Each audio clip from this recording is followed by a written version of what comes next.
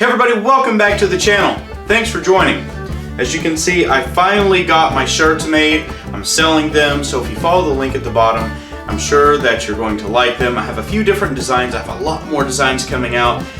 This one actually has, this is called the Trades flag, and it has a wrench down through the middle of the flag, and then it has a lift freeing tool on at the bottom. I custom designed this, so I hope that you all like it. Check it out online. You can get them for $15, shipping included within the United States. And it's only a couple more dollars outside and to Canada. So anyways, before we get started, also please subscribe. I have a lot of good content coming up and I don't think you're going to want to miss it. So today we're going to talk about a compact palm sander. This is a pretty interesting tool, and the reason why is because I usually talk about cordless tools, but this is a corded tool. It's 120 volts, at least we're in the United States, so it runs off of 60 hertz, 120 volts. This is 2 amps, and it has 13,000 rotations per minute.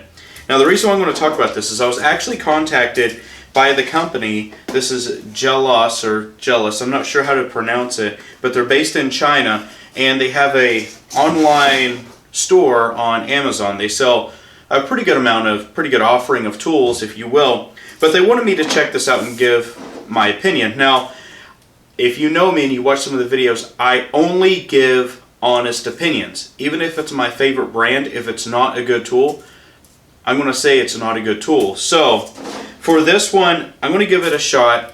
Now, I do have a broken chair in my house right here, and I'm going to refinish it. So I figured this is probably a perfect time to sand down the chair to see how this actually works. Now, this isn't just a regular palm detail sander. It actually has a really cool thumb, or I'm sorry, it's not called a thumb, finger that attaches on the end of it. And then so we can get into the nooks and crannies on things like that. Some of the things that I really want to look at and pay attention to is the build quality. Right now, this has really good build quality so far. All the seams line up very well. It has a nice rubber, soft rubber overmolding on the top of it. On the dust collector itself, if we pull it off, it actually has a O-ring gasket here, so you get the maximum amount of capturing of the sawdust, I guess, if you will. And then this is pretty standard. When you open it up, it does have a filter coming out. So you're going to minimize the rejection of as much dust as you possibly can with the technologies that's built into this. By no means am I saying that this is the best on the market, but I think for the technology that it's showing, it's pretty good. This is a hard case here as well, so you're going to be able to get that dust out just a little bit easier. And it does have a work light here. Let me plug it in. You know what? This cord's pretty. Let's measure the cord. How long do you think the cord is?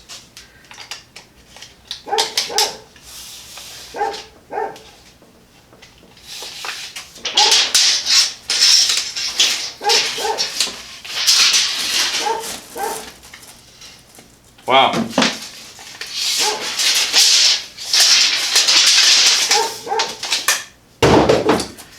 It's actually a 10-foot power cord. That's pretty convenient. Typical power cords that I've seen for palm sanders or anything like that is typically 6 feet. Alright, so let's turn it on. Let's just listen to it.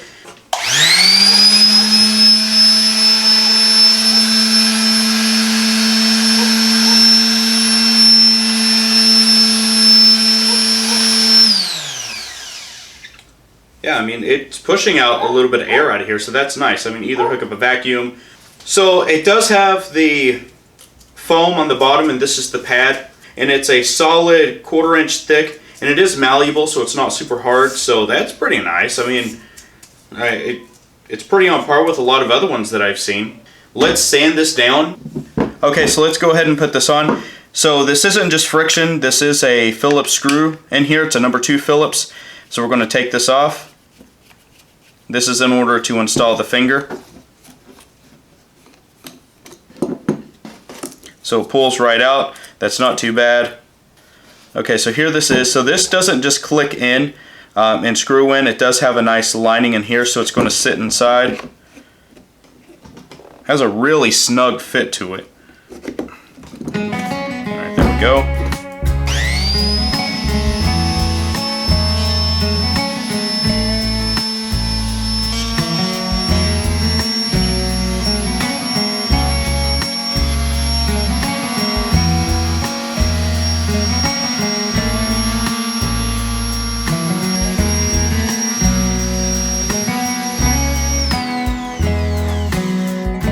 That feels pretty good, and it didn't have too much flex on this as I push down. So if we just do this here, that's pretty good. That's actually a lot more rigid than what I thought it was going to be, but it gave me a pretty good sand on the middle of it. And I know that has mostly to do with the sandpaper, but the delivery of the sanding was pretty good.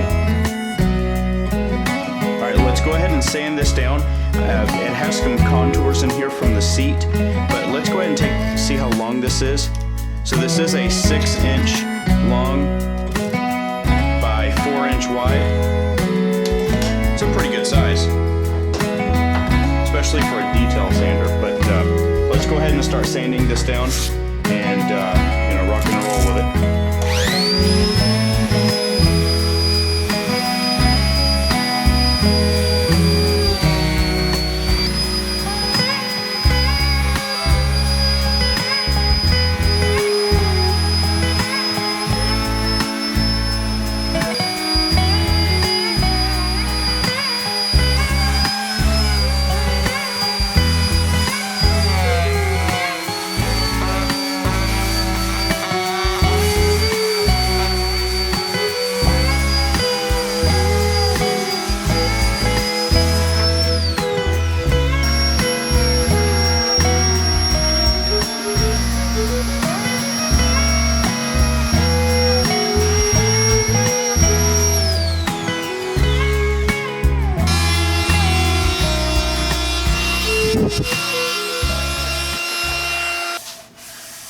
Okay, so it got down into the crevices and the contours pretty good, but what we're really looking for is the fact that it was able to get into these small nooks and crannies as well. And I'm not sure if we can see, yeah, you can see it pretty good. And I was able to get just the tip of the detail sander in there on its normal platform, but then I actually had to get the finger out and get in between. And you know what, I tell you, it came out pretty good.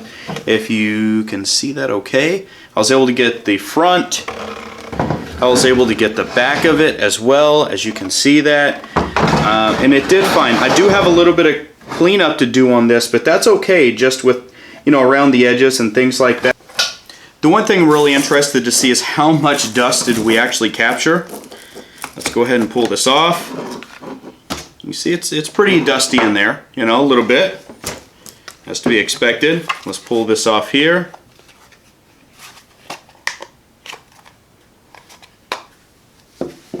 And dump it.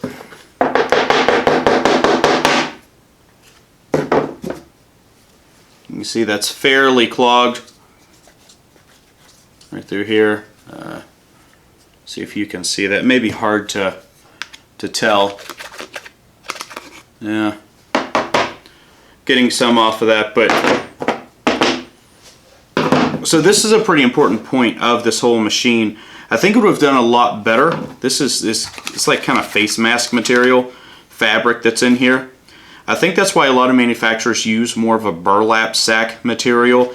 That way it still catches, a lot of sawdust, but it also lets a lot of the air still go through. This got clogged up, and really this is all that we captured. So all in all, I think it did okay. It performed the way that I wanted it to. You saw me press down on it. It did the job that I was expecting it to do, which is great. It held together, nothing shook loose.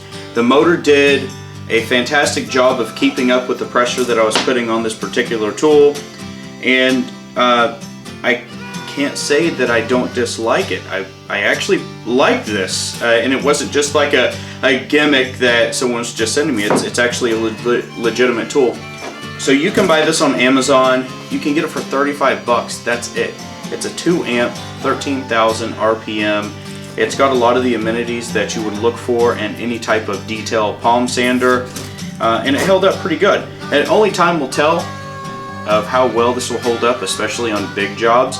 But I will say this, whenever I'm doing a lot of heavy sanding, I do go for the corded tools just because it eats batteries up on cordless, especially if I'm in a shop. If I'm in the field, it's a completely different scenario, but if I'm in a shop, I do reach for corded sander tools. So anyways, everyone, I hope that you enjoyed this video. If you did, now hit the like button. Don't forget to subscribe, and we'll see you in the next video. Thanks everybody for tuning in. Take care. Bye.